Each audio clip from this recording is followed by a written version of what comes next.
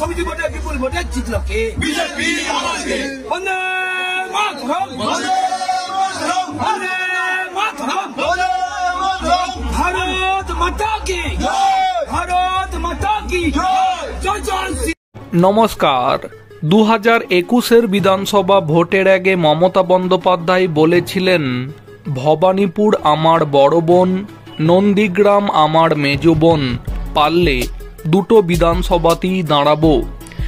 তাহলে কি 2026-এর পশ্চিমবঙ্গ বিধানসভা ভোটেও পূর্ব মেদিনীপুর জেলা তৃণমূলকে কি খালি হাতেই ফেরাবে?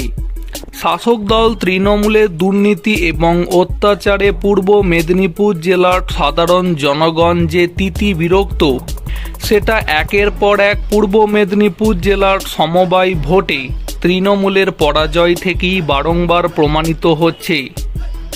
রাজ্য জুড়ে সমবায় সমিতির নির্বাচনে বিজেপির জয়ের ধারা অব্যাহত।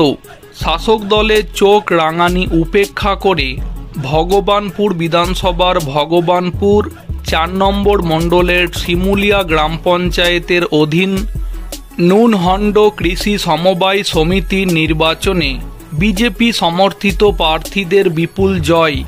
মোট 12টি আসনের মধ্যে 9টি আসনে বিপুল সংখ্যক ভোটে জয়লাভ করেছে বিজেপি সমর্থিত প্রার্থীরা। এরপরই জয়ের খবর সামনে আসতেই বিজেপি সমর্থিত প্রার্থীরা এবং কর্মী সমর্থকেরা উল্লাসে মেতে ওঠে।